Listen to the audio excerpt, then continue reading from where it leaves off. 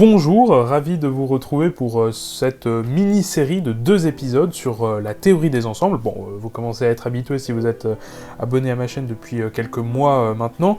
Vous savez que je suis passionné par cette théorie. Eh bien, j'ai décidé de vous faire 2 épisodes, voilà, pour vous partager ma passion pour la théorie des ensembles. Ce premier épisode, ce sera un épisode donc sans mon visage, hein, pour changer, sur l'histoire de la théorie des ensembles. Je vais vous présenter un diaporama que j'ai présenté en L3 à la fac dans mon cours d'histoire des mathématiques. J'avais des cours d'histoire des maths et on devait eh bien présenter à la fin de l'année, oui à la fin du semestre, mais c'était le second semestre donc c'était à la fin de l'année, on devait présenter eh bien l'histoire de quelque chose, de n'importe quoi. Moi j'ai choisi évidemment l'histoire de la théorie des ensembles. Et donc j'ai présenté ce diaporama à mon prof et à ma classe, enfin à ma promo. Donc je vais vous le présenter aussi, voilà, pour qu'il puisse servir plusieurs fois, comme ça c'est génial. Et il y aura un deuxième épisode, vous le verrez un peu plus tard sur ma chaîne, je mets du temps à le faire, il est un peu long à préparer parce que je prépare un document LaTeX pour vous l'expliquer, sur eh bien, les axiomes de la théorie des ensembles pour construire les nombres de la théorie des ensembles. Et vous allez voir, c'est assez marrant. Bon, allez, on y va. Là, ce premier épisode, il est vraiment chill, il est vraiment cool. On va faire vraiment... juste un petit diaporama sur l'histoire pour vous présenter tout ça. Mais avant d'aller plus loin, je remercie le sponsor du jour. Cette vidéo est sponsorisée par Incogni. Ce service, développé en 2021 par Surfshark, l'entreprise réputée pour ses solutions VPN, permet de démarcher à votre place pour demander la suppression de vos données personnelles récoltées par les courtiers de données. Un courtier de données, Data Brokers en anglais, c'est simplement une personne ou une entreprise qui va récolter vos informations, votre nom, votre adresse email, votre numéro de téléphone, vos pseudonymes sur des forums, ou des réseaux sociaux, etc., afin de les revendre souvent à des gens mal intentionnés. Et quel intérêt pour ces gens de collecter vos données? Exemple numéro 1, qui n'a jamais reçu 7 appels dans la même journée de Christophe Durand ou de Martine Jacquet, avec un bel accent africain qui veut connaître le nom de votre opérateur téléphonique, de votre fournisseur de gaz, ou qui veut savoir si vous bénéficiez de la prime Rénov proposée par l'État depuis le 1er janvier 2020. Avec Incogni, c'est fini. Exemple numéro 2, qui n'a jamais reçu de mail provenant de République tchèque, vous proposant de faire des sponsors de tout et n'importe quoi, comme le nouveau produit Oreo, des rangements en plastique pour bureau, ou même des sextoys. Moi, j'en ai reçu. Et oui, j'ai refusé. Les sponsors que je fais sur ma chaîne ont du sens. Et si j'avais utilisé Incogni, ben je n'aurais pas été traumatisé par ces propositions. Aujourd'hui, je ne dors plus la nuit à cause de ça. L'abonnement annuel à Incogni coûte près de 14 € par mois. Mais heureusement, grâce à mon super code promo MEDEFRAUDE et au lien dans ma description et en commentaire épinglé, vous pouvez bénéficier de 60% de réduction pour un abonnement à 5,59 € par mois, en plus d'un essai de 30 jours, satisfait ou remboursé. Alors, profitez-en. Ah, attendez, j'ai un appel. Oui, allô? Mais ce n'était pas un jour, je me présente, je suis le Mandibon. Je vous appelle pour vous faire connaître la nouvelle offre SFL. Des solutions annuelles permettant à tous les propriétaires immobiliers de bénéficier de 50% de réduction sur leur forfait téléphonique suite à la nouvelle offre proposée par les C'est parti. Alors, on va présenter d'abord le contexte historique, évidemment, hein, chaque chose en son temps. Vous voyez, à droite, on a notre ami Georges Cantor, mon idole, bien entendu. Donc c'est dans les années 1870, c'est pas forcément en 1870, on n'en sait rien, mais en tout cas, c'est dans cette décennie. Georges Cantor travaillait sur les choses qui lui plaisaient. Alors, il aimait beaucoup l'analyse et la trigonométrie, hein. Donc évidemment, comment lier analyse et trigonométrie? Eh bien, il faut analyser les séries de Fourier, bien entendu. Donc c'est ce qu'il a fait, il a travaillé sur les séries de Fourier, et il s'est rendu compte de certaines choses que je vais pas forcément détailler ici, mais on a un théorème que Georges Cantor a réussi à démontrer, le théorème d'unicité de Cantor, qui concerne les séries de Fourier. Je vais pas en parler aujourd'hui. Le contexte, c'est celui-là, on fait de la topologie dans l'ensemble des nombres réels, donc on va s'intéresser uniquement aux nombres réels, d'accord? Les complexes, on oublie. Donc Cantor va introduire la notion de point isolé dans un ensemble E, donc où E est une partie de l'ensemble des nombres réels, et il va dire que X est isolé dans E lorsque X n'appartient pas à l'adhérence, donc la barre c'est pour l'adhérence, c'est pas le complémentaire, l'adhérence de E privé de X. Pour faire simple, ça signifie quoi? Simplement que si on retire X de E et qu'ensuite on prend l'adhérence de l'ensemble qui reste, si jamais X est revenu, dans ce cas-là X n'était pas isolé, et si jamais X n'est pas revenu en prenant l'adhérence, alors X est isolé. On définit ensuite l'ensemble des points isolés, qu'on notera ici is de E, d'accord, hein, bon, c'est pas forcément la notation officielle, mais c'est celle qu'on utilisera ici. Alors, exemple, je te propose de faire ça en exo si ça t'intéresse, donc tu peux mettre la vidéo en pause si tu veux chercher un petit peu, mais je vais donner donc la réponse tout de suite. Donc, comment déterminer les points isolés isolés d'un ensemble. Pour ça, c'est pas très compliqué, on analyse un petit peu. Donc le premier ensemble, le singleton 0 union le segment 1, 2. Les points isolés, ce seraient lesquels? Bon, avec l'intuition, on a envie de dire, bon, bah, c'est 0, et 0, il est vraiment à part, d'accord? Et effectivement, ça va être le cas. Comment prouver que 0 est isolé? Bah, on utilise la définition, d'accord? On enlève 0 de l'ensemble, donc il nous reste que le segment 1, 2, et ensuite on prend l'adhérence. Qu'est-ce qui nous reste quand on prend l'adhérence? Bah, il nous reste le segment 1, 2, d'accord? 0 n'est pas revenu. Donc 0 est bien isolé dans cet ensemble. Bon, ensuite, est-ce qu'il y en a d'autres? Bah non, hein. Si par exemple on prend 1, bon bah on obtient le singleton 0 union l'intervalle semi-ouvert à gauche 1, 2, et si on prend l'adhérence de ce truc-là, le 1 est revenu, donc 1 n'était pas isolé. Pareil pour 2, et pareil pour tous les éléments du segment 1, 2. Donc le seul point isolé ici, c'est le singleton 0. Ensuite, le deuxième ensemble, bon, on analyse un petit peu, je te laisse mettre pause aussi si tu veux. On a une suite, la suite des 1 sur n qui tend vers plus l'infini, hein, d'accord? Donc 1 sur n va tendre vers 0. Et on rajoute aussi le point limite, le point 0. Ici, ça va être l'inverse, d'accord? En fait, il y aura que des points isolés, sauf 0. Tous les points seront isolés, sauf 0. Pour s'en rendre compte, c'est assez simple. On supprime un 1 sur n, et quand on prend l'adhérence, le 1 sur n n'est pas revenu. Donc les 1 sur n sont tous isolés, alors que 0, c'est pas le cas. Si on supprime 0 et qu'on prend l'adhérence, vu que la suite des 1 sur n tend vers 0, le 0 revient forcément quand on prend l'adhérence. C'est le principe de l'adhérence, c'est par définition de l'adhérence, évidemment. Donc 0 n'est pas isolé. Et le dernier, à nouveau, je te laisse chercher si tu veux, mais la réponse est assez simple, tous les points sont isolés, d'accord? Ok, maintenant qu'on a défini ça, Cantor a défini la dérivée d'un ensemble. Ouais, on dérive d'habitude des fonctions, Cantor il dérivait des ensembles. Donc il note E', l'ensemble E privé de l'ensemble de ces points isolés, donc il prend tous les points qui ne sont pas isolés dans E, il appelle ça E', d'accord? La dérivée de E. Et ensuite la dérivée n-ième, logiquement, la dérivée 0e de E c'est E, et la dérivée n plus unième de E, c'est la dérivée de la dérivée n-ième. Bon, jusque-là, rien d'illogique, rien d'abracadabrantesque. Génial. Ensuite, la dérivée infinie, ça va être l'intersection de toutes les dérivées n-ième. Voilà, c'est une définition, rien à dire de plus. Et ensuite, problème que Cantor se pose, c'est parfois la dérivée infinie de E, elle est différente de la dérivée infinie de E. C'est-à-dire que pour certains ensembles de points, quand on prend la dérivée infinie, on peut encore dériver une fois, ou même parfois 2 fois, ou même encore une infinité de fois, et on obtient encore des ensembles différents. Donc la question qui se pose, c'est est-ce qu'on peut dire dans ce cas-là que l'infini c'est différent de l'infini plus 1? Il y a ces questions un peu d'arithmétique de l'infini qui commencent à se poser, et Cantor se dit ça serait bien de mettre ça en place, de créer une arithmétique de l'infini, et c'est ce qu'il va faire grâce à la théorie des ensembles. Alors l'idée fondamentale de Cantor, c'est de définir l'équipotence, d'accord? C'est-à-dire comparer les infinis entre eux en fonction de la cardinalité des ensembles que représentent ces infinis. La cardinalité, donc, c'est plus ou moins une définition ici, ici c'est plus une équivalence avec l'égalité de deux cardinaux. Le cardinal de A est égal au cardinal de B, si et seulement si il existe une bijection entre A et B, c'est-à-dire une fonction f de l'ensemble des fonctions de A vers B, telle que f est bijective. C'est-à-dire à tout élément de A, on associe un unique élément de B, et réciproquement, d'accord? Et alors ça définit une relation d'équivalence, d'accord? La relation d'équipotence, je vais pas forcément détailler ça, relation d'équivalence, c'est-à-dire que ça doit être réflexif, symétrique et transitif, voilà.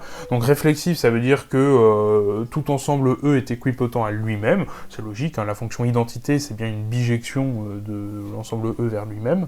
Donc ça doit être aussi symétrique, c'est-à-dire que A équipotent à B, c'est pareil que B équipotent à A. Pour s'en rendre compte, il suffit de prendre la bijection réciproque, d'accord? Si on a une bijection d'un ensemble vers l'autre, la bijection réciproque, c'est une bijection aussi du deuxième ensemble vers le premier. Et ça doit être transitif, c'est-à-dire que A équipotent à B, B équipotent à C, ça implique A équipotent à C. Pour ça, c'est très simple, une composée de bijection, ça donne une bijection, et donc c'est gagné. Quelques exemples, par exemple, avec ça, on peut montrer facilement que le cardinal de l'ensemble des entiers naturels, c'est égal au cardinal de l'ensemble des entiers relatifs. Pas très compliqué, je peux te le laisser en exo si tu le souhaites. On peut démontrer aussi, alors ça c'est un peu plus compliqué par contre, mais que le cardinal de R carré, c'est égal au cardinal de l'ensemble des parties de Q. Bon, pourquoi pas, ça sert strictement à rien, mais en tout cas on peut le démontrer. Premier résultat, parce qu'à partir de là, voilà, on a posé des définitions, c'est super, maintenant on peut démontrer des choses grâce à ces définitions. Eh ben, théorème de Cantor-Bernstein, deux ensembles sont équipotents si et seulement s'ils s'injectent respectivement l'un sur l'autre. Ça veut dire quoi? Simplement que si je prends un ensemble A et un ensemble B, eh ben, pour montrer qu'ils sont équipotents, il n'y a pas forcément besoin d'exhiber une bijection entre les deux, d'accord? On n'est pas obligé de trouver une bijection pour le prouver.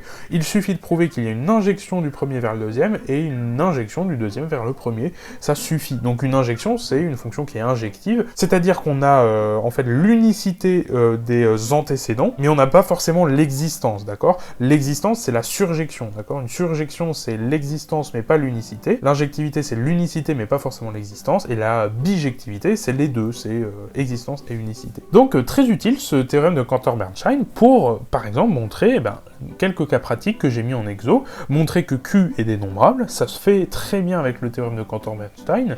On n'est pas obligé, on peut essayer d'exhiber la bijection, c'est compliqué, c'est pas facile. Il y a Axel Arnaud qui en a fait une vidéo, je te la recommande, mais je pense que c'est quand même plus efficace de passer par Cantor-Bernstein. Et autre cas pratique, c'est montrer que R, par exemple, est équipotent au segment 0,1. Là aussi, c'est pas facile du tout, parce que c'est un segment, donc ça veut dire que c'est fermé, c'est-à-dire que, les histoires d'arc-tangente, ça va pas fonctionner ici, parce que l'arc-tangente, ça fonctionne quand c'est un intervalle ouvert, donc là, c'est le segment, donc forcément, une fonction de l'un vers l'autre bijective ne sera pas continue, déjà. On n'aura pas la continuité, c'est pas possible, puisqu'on sait très bien qu'une fonction continue sur un segment est bornée et atteint ses bornes, donc forcément, par contraposé, si on a une bijection de 0,1 vers R, ça sera pas continu. Donc c'est très compliqué de trouver une bijection entre les deux, donc on peut passer par Cantor-Bernstein, c'est très efficace. Allez, autre résultat, le théorème de Cantor, on voit déjà que le nom de Cantor apparaît quand même assez souvent, et ça va être le cas un peu tout le temps dans cette vidéo. Donc, le cardinal de E est strictement plus petit que le cardinal de P de E, et ça, quel que soit l'ensemble E. Alors, je suis d'accord, j'ai pas encore défini ce que c'était que cette histoire de strictement inférieur. Ça veut dire quoi, finalement, des cardinaux strictement inférieurs entre eux? Alors, pour des ensembles finis, comme je le mets en remarque, c'est évident, on est dans les entiers naturels, puisqu'un cardinal, c'est le nombre d'éléments, en gros, pour faire simple, quand c'est un ensemble fini. Donc, parler d'entiers naturels strictement plus petits que d'autres, ça paraît cohérent, mais quand E est infini, on a donc un ensemble infini, donc un nombre d'éléments infini, et donc le cardinal, lui, est infini. Là, c'est un peu moins évident. C'est un peu moins évident de parler de cardinal d'ensemble infini, et encore pire, de devoir comparer des infinis. C'est ce que Cantor a remarqué, et on verra par la suite que ça a son importance de pouvoir comparer des infinis. Mais en tout cas, pour l'instant, ce qu'on va faire, c'est donner une idée de la preuve de Cantor, qui est très intéressante, de ce théorème de Cantor, justement, pour montrer, par exemple, l'indénombrabilité de R, qui est équipotent, ça c'est facile de le prouver, à l'intervalle ouvert 0,1, mais aussi à l'ensemble des parties de N, d'accord? Ça, ces trois équipotences-là, elles sont très importantes pour la démonstration, d'accord? Et on va utiliser ce qu'on appelle l'argument diagonal de Cantor. On va lister des nombres entre 0 et 1, donc entre 0 et 1 exclus, donc, on va les lister parce que on va en fait supposer qu'il y a une bijection entre 0, 1 et n. On va supposer en gros que l'ensemble 0, 1 est dénombrable. Donc on va faire une liste comme ça, un par un, on va les lister, et ce qu'on va faire pour prouver que, en fait, c'est pas une bijection ce truc-là, c'est-à-dire qu'il en manque, il y a des nombres qu'on n'a pas listés, qu'on n'a pas mis dans la liste, on va créer un nouveau nombre qui est par construction pas dans la liste. D'accord?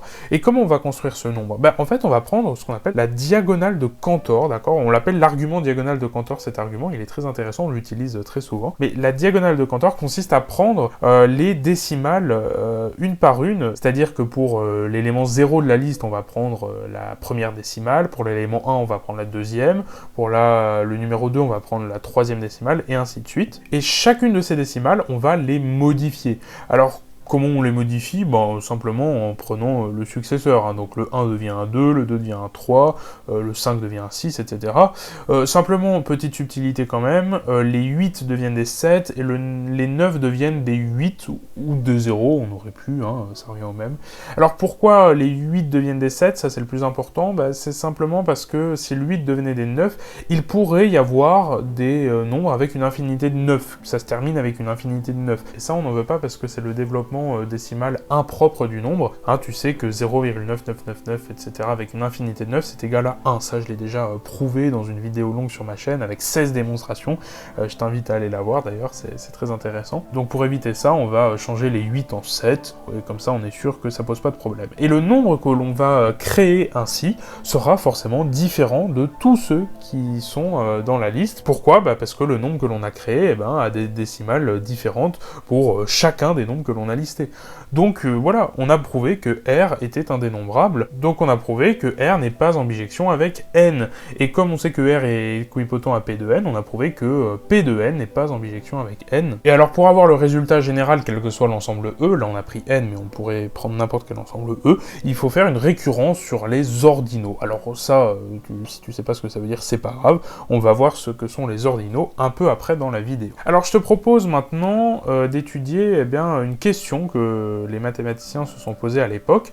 Cette question c'était, existe-t-il un ensemble E tel que le cardinal de N est strictement plus petit que le cardinal de E est strictement plus petit que le cardinal de R? Existe-t-il un ensemble E dont le cardinal est donc strictement compris entre celui de N et celui de R?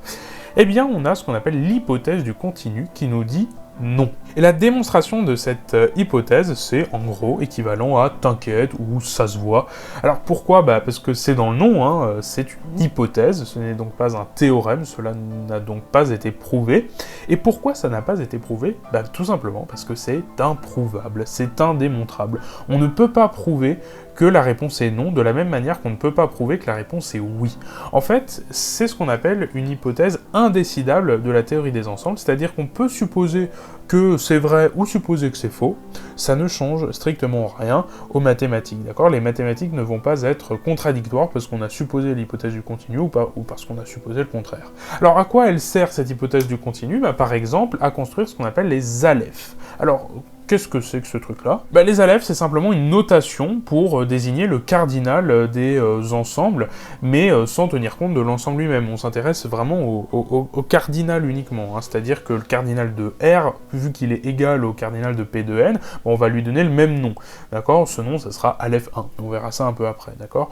Donc le cardinal de l'ensemble vide, c'est 0, le cardinal de l'intervalle d'entier 1n, c'est égal à n, d'accord ? Bon, ça c'est, voilà, on peut les comparer, 0 est strictement plus petit que n, qui est strictement plus petit que le cardinal de l'ensemble des entiers naturels qu'on appellera aleph 0, qui est strictement plus petit que le cardinal de P de N, qui est aleph 1, d'accord, par l'hypothèse du continu, en revanche, hein, ça ne marche pas si on n'a pas l'hypothèse du continu, qui est à nouveau strictement plus petit que blablabla, et ça on peut itérer en fait la fonction P, d'accord, l'ensemble des parties, on peut mettre P de P de P de P de N, autant de fois qu'on veut, on obtient, voilà, aleph N de manière générale, on a compris comment ça se construisait, et on peut continuer même une infinité de fois, et quand on arrive à une infinité de fois, on note ça aleph oméga, qui est la borne sup des aleph N. Bon, la fonction aleph, donc c'est une fonction qui prend en argument un entier naturel, ou qui prend en fait en argument plus un ordinal, un nombre ordinal, on verra ça un peu après, et qui renvoie un nombre cardinal,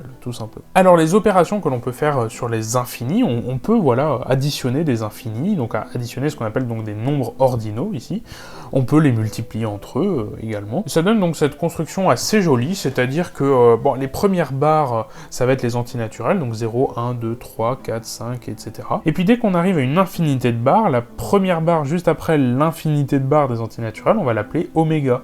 Et après on aura oméga plus 1, oméga plus 2, etc. Et puis après, tu t'en doutes, hein, quand on aura 2 oméga, on aura oméga plus oméga, ça va devenir oméga fois 2. Puis après oméga fois 3, oméga fois 4, et ainsi de suite. Et on peut continuer aussi loin que l'on veut, même qu'on peut créer voilà, des infinités d'infinités, c'est-à-dire oméga carré, puis oméga cube, etc., etc., etc. Alors ces travaux sur les ordinaux, Cantor les a présentés à son ancien professeur, Leopold Kronecker. Leopold Kronecker, qui commençait à se faire vieux à l'époque, mais qui a donc étudié un peu les travaux de Cantor, et en fait qui n'adhérait pas du tout à ces travaux. Leopold Kronecker qui a dit quelque chose d'un peu similaire, bon là c'est romancé, mais qui a dit quelque chose à Cantor d'un peu similaire à « c'est bien rigolo ton truc, mais comment construis-tu proprement ces ordinaux infinis? Comment veux-tu prouver qu'ils existent et qu'ils ne contredisent pas le reste des mathématiques ?»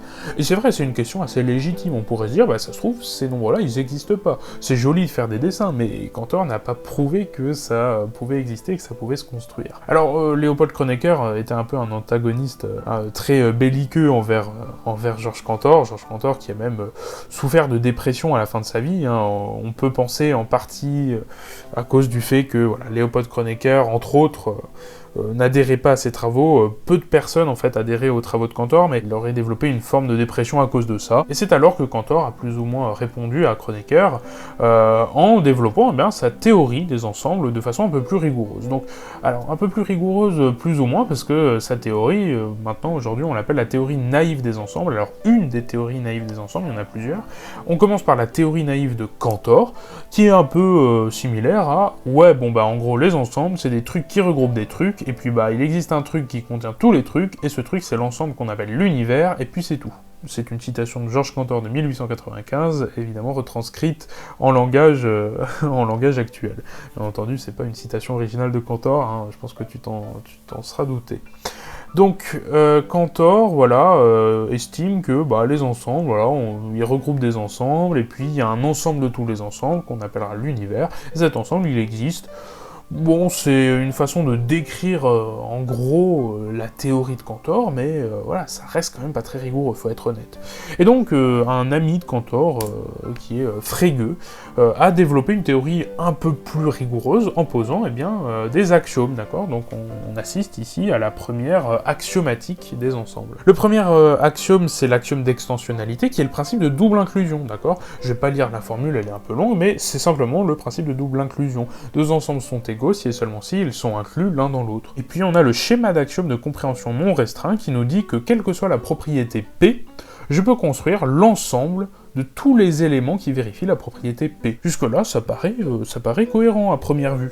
Mais c'est sans compter sur Bertrand Russell, qui a trouvé un paradoxe à cette théorie de Frege. L'ensemble des ensembles qui ne se contiennent pas eux-mêmes ne peut pas exister. Oui, si on réfléchit 30 secondes à cette phrase, si je suppose que l'ensemble des ensembles qui ne se contiennent pas eux-mêmes existent, on peut se poser la question, est-ce qu'il appartient à lui-même ? S'il appartient à lui-même, il vérifie donc la propriété de définition de l'ensemble, puisque le principe d'appartenir à un ensemble, c'est de vérifier la propriété qui nous a permis de construire l'ensemble, donc il vérifie la propriété de ne pas appartenir à lui-même. C'est absurde, puisqu'on a supposé qu'il appartenait à lui-même. Donc, première absurdité, et la réciproque est absurde aussi, parce que si on suppose qu'il n'appartient pas à lui-même, donc il vérifie la propriété de ne pas appartenir à lui-même, du coup, on a supposé qu'il n'appartenait pas à lui-même, donc il appartient à l'ensemble des ensembles qui n'appartiennent pas à eux-mêmes. Et ça, c'est lui-même, donc il appartient à lui-même. Donc c'est absurde aussi. Donc dans tous les cas, on aboutit à une absurdité, donc cet ensemble ne peut pas exister, tout simplement. Alors que d'après la théorie de Frege, il pouvait exister, parce que la propriété P, j'appartiens pas à moi-même, c'est une propriété P, voilà. Et puis Frege a dit, les ensembles qui vérifient une propriété P, on peut les regrouper dans un même ensemble. Là, Russell a prouvé que non, c'était paradoxal de supposer ça. Donc la théorie de Frege, déjà, tombe à l'eau. Mais c'est pas tout, parce qu'on a aussi le paradoxe de Berry qui nous dit que l'ensemble des nombres entiers définissables en moins de 15 mots français ne peut pas exister.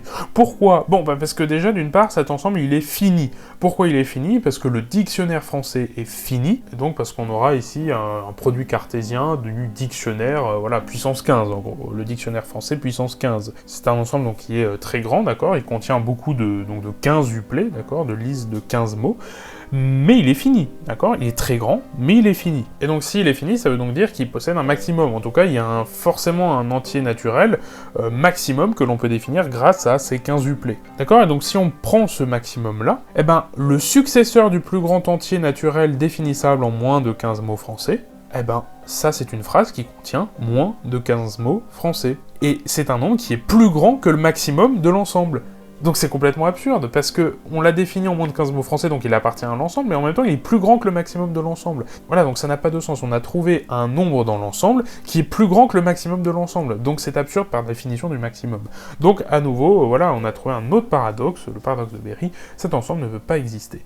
Mais il y a encore mieux en termes de mise en abîme, je vais te montrer ça, c'est le paradoxe de Cantor. Et oui, Cantor a trouvé le paradoxe de Cantor dans la théorie de Cantor, et attention, encore mieux, en utilisant son propre théorème, donc en utilisant le théorème de Cantor. Et ça, je trouve ça absolument incroyable en termes de mise en abîme.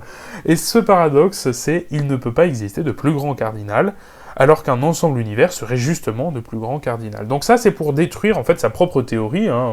On se rappelle, sa théorie disait qu'il existait un ensemble de tous les ensembles. Cet ensemble de tous les ensembles, on pouvait d'ailleurs aussi le construire hein, avec la théorie de Frege, hein, sans problème. Et en fait, c'est complètement n'importe quoi ce truc-là, parce que le théorème de Cantor dit bien que tout ensemble E ne peut pas être en bijection avec l'ensemble de ses parties. Sauf que l'ensemble des parties de l'ensemble de tous les ensembles, c'est lui-même, c'est l'ensemble de tous les ensembles lui-même, puisque forcément l'ensemble de tous les ensembles, il contient tout, donc voilà, il contient aussi ses parties, il contient tout ce que tu veux qu'il contienne, il le contient, quoi. Donc, et ça c'est absurde, parce que forcément n'importe quel ensemble est en bijection avec lui-même, donc là on aurait prouvé que l'ensemble de tous les ensembles est en bijection avec l'ensemble de ses parties, et ça, d'après le théorème de Cantor, c'est pas possible. Donc, à nouveau, paradoxe, prouvé par Cantor lui-même.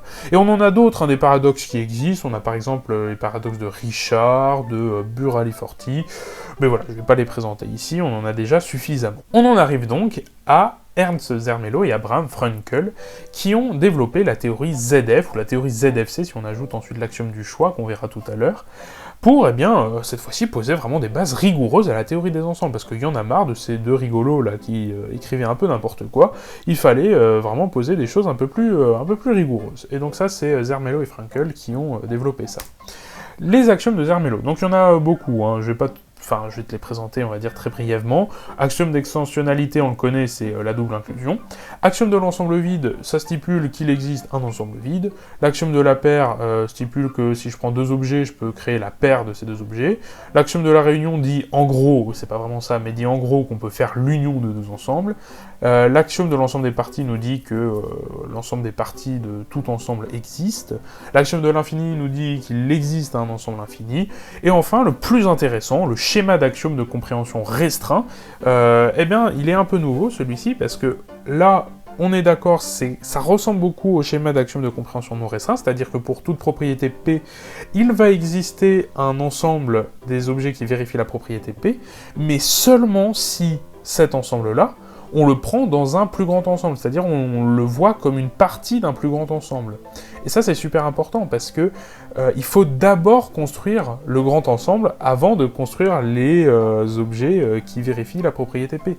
C'est super important, et ça, c'est quelque chose que l'on ne faisait pas quand on considérait l'ensemble de tous les ensembles, ou l'ensemble des ensembles qui ne se contiennent pas eux-mêmes. Il n'y a pas d'ensemble univers, d'ensemble de références. Alors que là, avec le schéma d'axiome de compréhension restreint, il y a bien un ensemble de références, donc on a appelé E ici dans l'axiome, et donc là, il n'y a plus les paradoxes qu'on a vus avant, il n'y a plus le paradoxe de Russell, il n'y a plus le paradoxe de Berry, il n'y a plus le paradoxe de Cantor, et ça, c'est quand même génial. Après, il y en a peut-être d'autres des paradoxes, on ne sait pas, mais en tout cas, on les a pas encore trouvés. On en arrive à quelques remarques. Alors, l'axiome de l'ensemble vide est inutile, en fait, on peut le construire à partir du schéma d'axiome de compréhension restreint.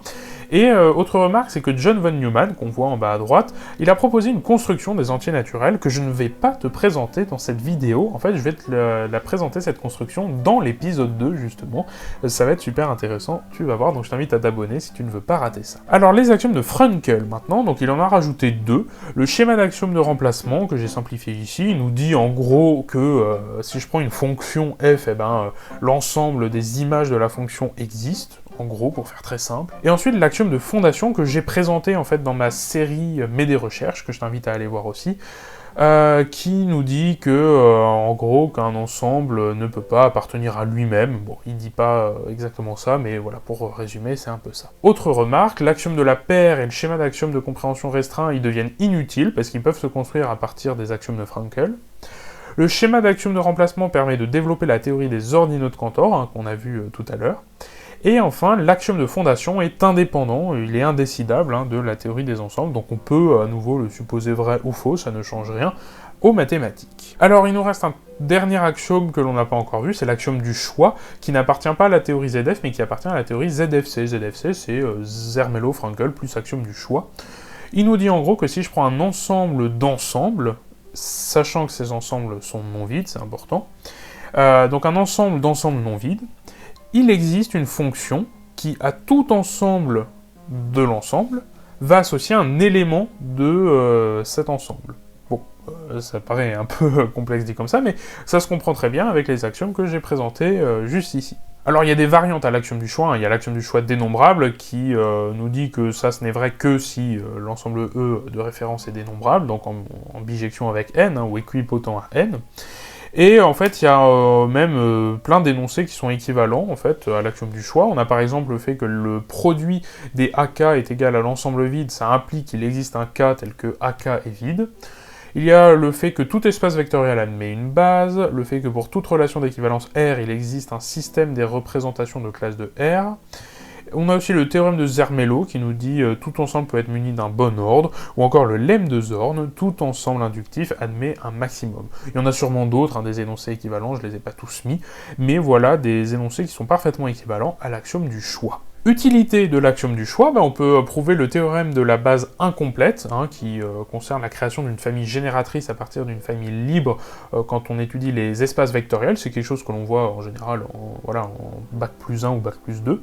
On a le théorème de Krull qu'on voit aussi peut-être en bac plus 2 ou bac plus 3, hein, concernant l'existence des idéaux maximaux dans la théorie des anneaux. Le paradoxe de Banach-Tarski qui est très célèbre, hein, LJJ en a fait une excellente vidéo que je t'invite à aller voir. Et ensuite la création des nombres hyper réels, qui est vraiment fantastique, je trouve ça vraiment incroyable, la création des nombres hyper réels. Et tout ça, ça utilise l'axiome du choix, donc voilà, l'axiome du choix est quand même assez utile. Alors quelques remarques sur l'axiome du choix, déjà la vulgarisation du tiroir à chaussettes et à chaussures de Bertrand Russell. Bon, je vais t'expliquer en gros, Bertrand Russell a trouvé une image pour expliquer l'axiome du choix qui est vraiment intéressante. En fait, il faut imaginer en gros un tiroir infini avec des chaussures, premièrement. On va commencer avec des chaussures. Les chaussures, on peut les différencier, d'accord? On a la chaussure gauche, on a la chaussure droite. Il y a bien une différence, d'accord? Les chaussures sont symétriques, mais voilà, on peut au toucher différencier la chaussure gauche de la chaussure droite. Il est donc possible de, par exemple, toujours choisir la chaussure gauche, ou de toujours choisir la chaussure droite. On a donc une fonction de choix qui, à chaque paire de chaussures, va choisir une chaussure. D'accord? Donc on n'a pas besoin de l'axiome du choix pour des tiroirs à chaussures. Par contre, pour des tiroirs à chaussettes, là on en a besoin parce que si on veut choisir une chaussette pour chaque paire, si on a un tiroir infini, donc avec une infinité de paires de chaussettes, et vu qu'on ne peut pas différencier au toucher la chaussette gauche de la chaussette droite, on ne peut pas choisir toujours la chaussette gauche ou toujours la chaussette droite, on ne peut pas les différencier. Donc on a besoin de l'axiome du choix ici pour nous dire on peut faire un choix. Voilà, l'axiome du choix nous dit il existe une fonction de choix qui va nous permettre de choisir à chaque fois une chaussette dans chaque paire. Donc c'est quelque chose finalement qui n'est pas forcément intuitif. Voilà, on n'est pas obligé de l'accepter, cet axiome du choix, et c'est ce que nous dit justement l'indépendance de l'axiome du choix. Kurt Gödel a prouvé que si ZF est cohérente, ZFC est cohérente aussi, et Paul Cohen a prouvé que si ZF est cohérente, ZF plus le contraire de l'axiome du choix est cohérente aussi. En gros, Gödel et Cohen ont prouvé que l'axiome du choix est indécidable en théorie des ensembles, donc à nouveau comme l'hypothèse du continu, ou comme l'axiome de fondation. On peut supposer que l'axiome du choix est vrai ou qu'il est faux, ça ne change rien aux mathématiques. Alors, on en arrive à la dernière partie de cette présentation, après ZFC. Qu'est-ce qu'on a? C'est-à-dire, quelles sont les théories qui ont été inspirées par ZFC? Alors, premièrement, on a la théorie des classes, NBG, pour Newman, Bernays et Gödel, qui ont créé donc une nouvelle théorie, et ils ont résolu un problème, c'est l'absence d'un ensemble de tous les ensembles. En fait, ils ont créé ce qu'on appelle des classes, les classes qui ne sont pas des objets mathématiques, les classes qui peuvent contenir des ensembles, et on a ce qu'on appelle la classe de tous les ensembles. Voilà, donc ça résout en partie le problème d'un ensemble de tous les ensembles, puisqu'on a la classe de tous les ensembles, mais vu que la classe n'est pas un objet, on ne peut pas la contenir dans une autre classe, on ne peut pas faire la classe des classes, par exemple. Donc, bon, ça résout partiellement le problème, je trouve, hein, mais l'utilité, c'est par exemple regrouper des ensembles et des objets mathématiques dans une même collection, sans considérer celle-ci comme un objet à part entière. Autre théorie, la théorie des ensembles non bien fondés, de Miri-Manoff. Ça résout le problème qu'un ensemble ne peut pas s'auto-contenir. En fait, c'est simplement une théorie qui rejette l'axiome de fondation et qui rajoute en plus un autre axiome, c'est l'axiome d'antifondation, qui est le contraire de l'axiome de fondation. Voilà, ça généralise simplement un concept, hein, c'est-à-dire un truc qu'on ne pouvait pas faire avec l'axiome de fondation, maintenant on peut le faire. Voilà, il n'y a pas de raison qu'on ne puisse pas le faire, et donc Miri-Manoff a dit si, allez, on y va, on le fait. Et c'est la théorie d'ailleurs sur laquelle je me base pour faire ma série Mes des recherches, hein. À nouveau je t'en ai déjà parlé, mais je t'invite à aller la voir. Ensuite, la théorie des catégories de Grothendieck et Lauver. Il résout le problème de la similitude de nombreuses classes liées à des structures mathématiques, c'est-à-dire que En fait, il y a des structures qui se ressemblent, voilà, on a, je sais pas, moi, je dis un truc au pif, mais la classe des groupes et la classe des anneaux, il y a des similitudes, la théorie des catégories va s'intéresser à ces similitudes, ça va s'intéresser en fait aux structures mathématiques de façon plus globale, et aux morphismes qui les régissent, c'est-à-dire que vraiment on va s'intéresser aux fonctions qui transforment certaines structures en d'autres, tout simplement. Et ensuite, on a la théorie des types de Church, Russell et Whitehead, qui résout le problème que certains théorèmes ne sont pas constructivistes. C'est vrai qu'en théorie des ensembles, voilà, il y a de toute façon, tout ce qui utilise l'axiome du choix, c'est pas constructiviste. Tout ce qui utilise le principe du tiers exclu, c'est pas constructiviste. Toutes les démonstrations par l'absurde, ça ne l'est pas non plus. Donc, en fait, la théorie des types va régler ce problème. Ça va mettre en évidence simplement la construction des objets avant de considérer leur existence. C'est-à-dire qu'en théorie des types, on construit tout à partir de règles de construction. Voilà, donc c'est aussi très intéressant. Il y a Science for All qui en a fait une excellente vidéo que je t'invite à aller voir. Et c'est la fin de cette présentation sur l'histoire de la théorie des ensembles.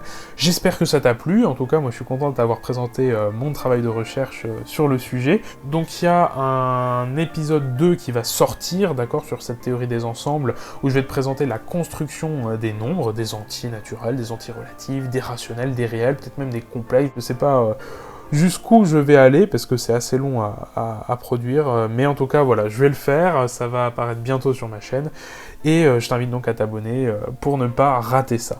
Merci, et quant à moi je te dis à la prochaine, salut.